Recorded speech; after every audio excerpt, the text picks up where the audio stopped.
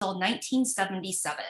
And when they were, it was, as you can imagine, quite a shocking revelation.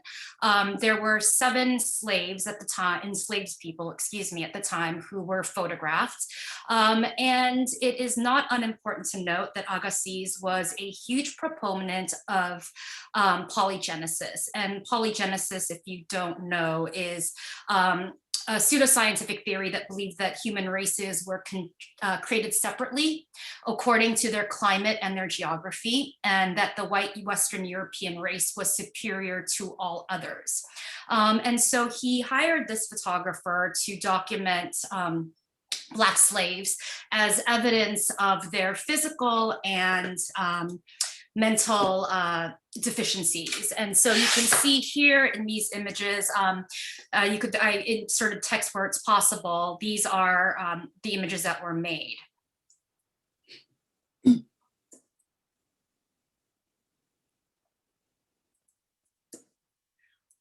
They're amazing pictures, the quality of them. Yeah, I mean, daguerreotypes are really quite incredible because they're literally mirrors of time, right? And the sort of the metric accuracy of that kind of photography was actually perfect for this kind of investigation of the human body. And it becomes obviously incredibly problematic.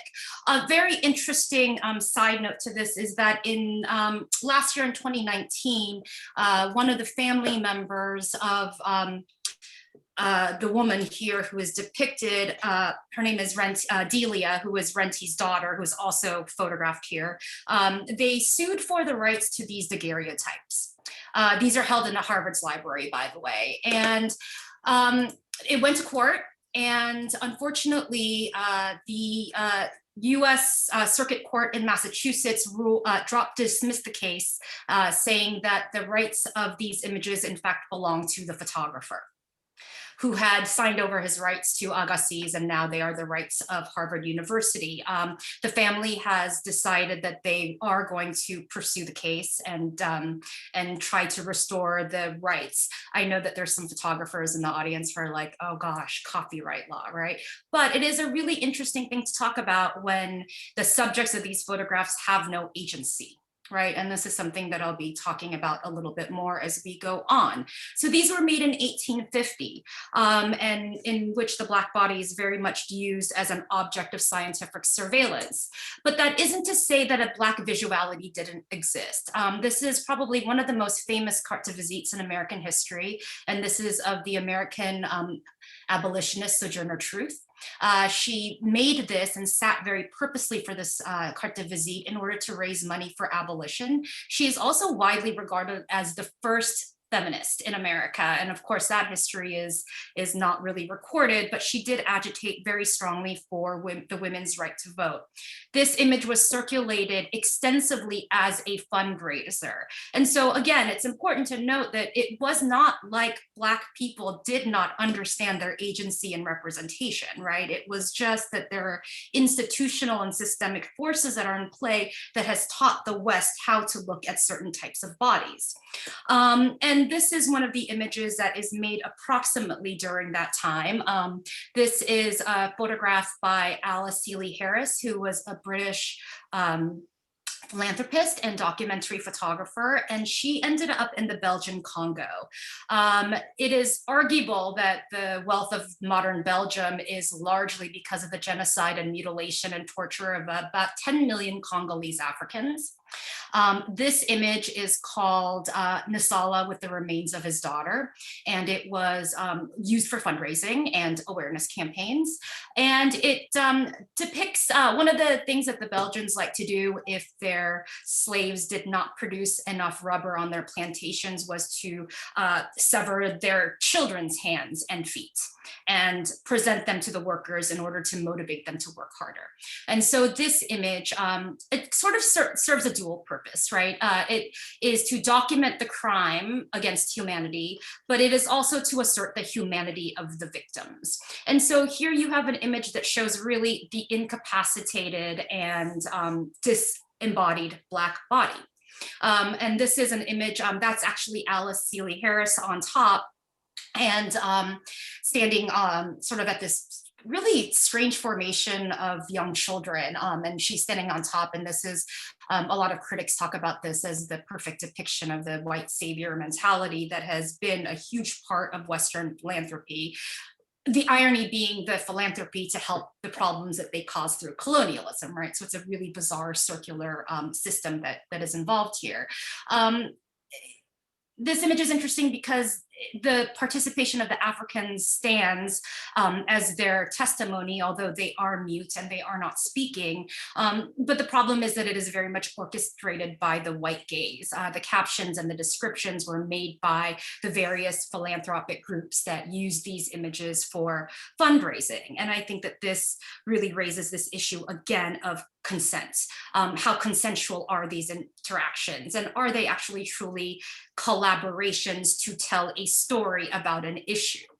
And so against this backdrop, I wanted to show you the work of W.E.B. Du Bois, who was an American sociologist and one of the first Black men to graduate from Harvard University.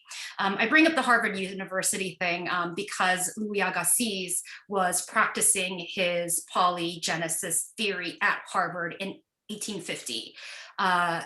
W. Du Bois received his PhD from Harvard in 1888.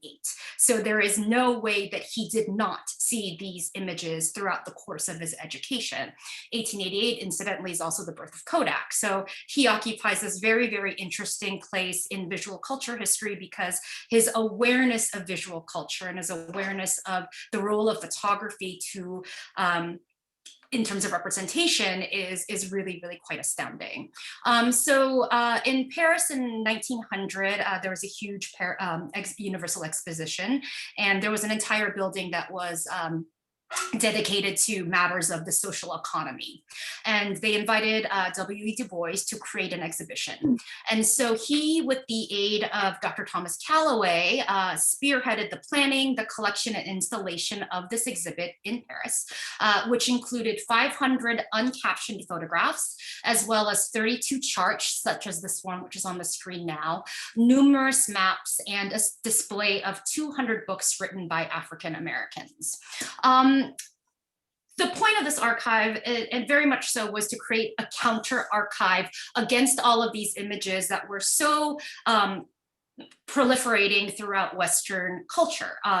Black people are often seen either as being immobile, static, sort of remnants of slavery and victims of Jim Crow, or disembodied victims of colonialism. And for W.E.B. Du Bois to create an exhibition, again, without context, and I think Jermaine brought this up in the works of some of the artists that he was discussing, was normalization.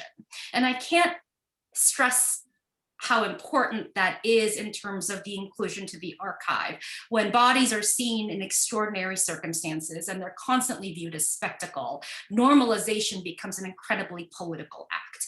And so these images, again, were presented without any captions, and they represented a very specific glance into Black American life. And these are images of school children, just high school girls. This is one of the editors to the right of the Planet newspaper, which was one of the first Black-run newspapers in America.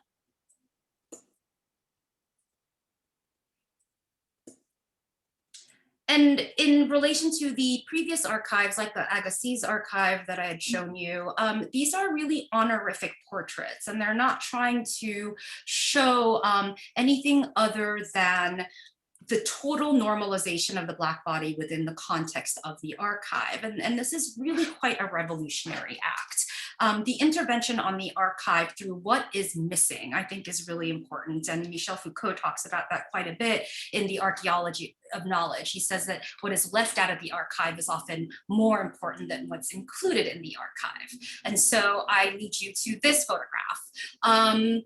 This is widely referred to as the champagne photo. There's a bottle of champagne in the middle, and this was made by Andrew J. Russell on May 10th, 1869, and it was to commemorate the joining of the Transcontinental Railroad. It was the first railroad that joined the West and the East Coast. So it was the first time in American history that you could get on a plane in New York and end up in San Francisco. this image shows the white railroad workers who worked on the lines. But we know through history that white workers were not the only workers there. In fact, almost the entirety of the Western line was laid by Chinese workers. And so in 2014, the Chinese American photographer Corky Lee, who actually sadly just passed away this year, sought to reinsert the Chinese narrative into the archive as a necessary correction to history. And I quote him when he says, "History, at least photographically, says that the Chinese were not present." And so in 2014, he gathered approximately 200 members of the Chinese community who were descendants of the original railway workers. And he recreated the champagne photograph with the inclusion of the Chinese workers that were excluded before. And I think that this is really quite remarkable, and it shows that photographers, through their practice, can actually provide necessary interventions into absences. And I think this is obviously like one of the most perfect ways that this was done. And finally, and I know that we're doing time, so I'm kind of speed talking a little bit. It's hard to talk about 180 years of photography in 17 minutes, but we will do our best. But I wanted to end with the work of Kerry Mayweans, who's an American photographer, who's just, I think, probably the most profound practitioners of photography today. And this work is called "From Here I Saw What Happened and I Cried." It was made in 1995, and it is a body of 28 works that she has extracted from the archive. She rephotographed them with just these two, only 2 images with blue filters, and the rest with red filters. And then they were, she rewrote some text to these images, and they were etched in glass and framed. It's really quite an extraordinary work, and if you are in New York, like Polly and I are, you could go to the Museum of Modern Art today, and it has been reinstalled, and so it's really quite wonderful. And here is really the perfect intervention on the archive. And I won't read all of the text to you, but I will scroll through the entire body of work in sequence. It tells a really very specific story about photography, the Black body, and the ways in which the photographic industries have provided a structural system for racism to happen, and for racialized viewing to happen. Visual culture, we are all products of our culture. We are all products of prescribed notions of seeing. So much so, in fact, that in 2018, I believe, National Geographic actually issued an apology, I don't know if you've read it, that said, "We are really sorry for all of these decades of incredibly racist depictions of the other." And when you read through the article, it's really quite extraordinary. They did a story about the Indigenous Aboriginal people of Australia, in which the text literally says, "Aboriginals are amongst the lowest in intelligence amongst all of mankind." It's really incredible. And National Geographic was a magazine in which so many of us experienced the world. And before travel, before globalization, for many people in the early 20th century, National Geographic was the only way that they ever had an encounter with the other. And so when the other is presented in a way that points out a deficiency or a lack or an absence that's framed within a very specific Western context, it really defines entire generations and how they view the other, right? And so I think that the work that Kerry Mayweans did in this particular body of work really questions that and asks us to sort of take a step back and consider how it is that we look and how it is that we see, because again, all of those are political acts. So the way that this particular body of work is set up is that there are 2 blue-toned prints that face each other, and this is the first one, and it's the profile of an African woman. And the first slide says, "From here I saw what happened." And guess who makes an appearance? Our good friends, the Agassiz daguerreotypes. And she writes, "You became a scientific profile, a Negroid type, an anthropological debate, and a photographic subject." And I won't read because you probably don't want to hear my voice, but you can read it yourself. No, we're so running out of time. Yeah.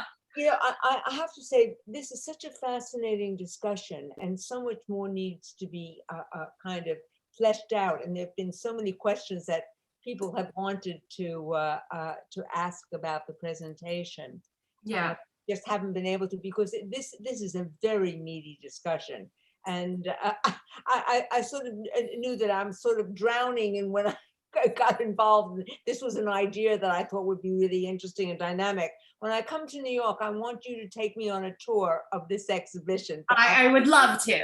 I would love to. And so this is the installation shot. And the one thing that I will say is that when we talk about decolonizing photography and diversifying photography, I think that it's important for us as curators and educators and photographers and editors and the audience to understand that photography doesn't live in a silo.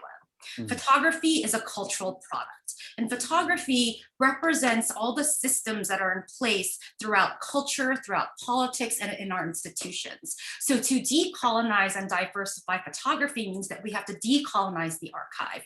We have to decolonize our education systems and really think about the systemic racism and, you know, the ethos of white supremacy that has really shaped the way that we look at the world. And so it's really nice that we can sit around and say, yeah, we have to diversify photography, but we actually have to decolonize the world. We have to move away from thinking that we live in silos and understand that what we do touches every aspect of culture and society. So yeah, that's it. Thank you. So that was utterly amazing, and all the panelists. I want to thank you all for taking the time, because I know all of you have spent an extraordinary amount of time pulling this together, and all our back and forth emails and conversations and Zoom sessions. As I said to you earlier, we opened up, this was just the most dynamic, engaging thing that I've been involved in, because it's opened up so many doors that I want to research and look further into. So thank you all for an amazing presentation. Thank you, Pranveer, for pulling this all together, because you know I'm useless in any kind of thing that deals with any IT. And I hope all of you will join us. These talks are the first Thursday of every month.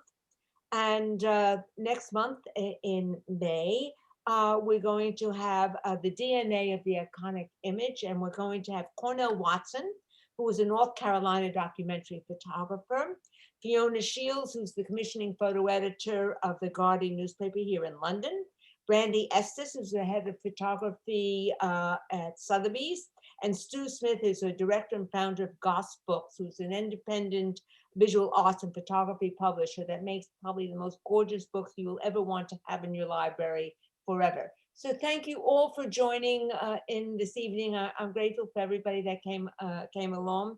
For anyone that had further questions, if you want to send them to Pranveer or to me, I'm happy to share it out to all the participants, and I will, I promise, get back to you. I'm very good at emails and responding to questions. So lovely to see you all. Thank you again, everyone. Pranveer, I love you to bits for making this all happen. Is the way you can do it like nobody else. And cheers, everybody. This is drink time for us in London.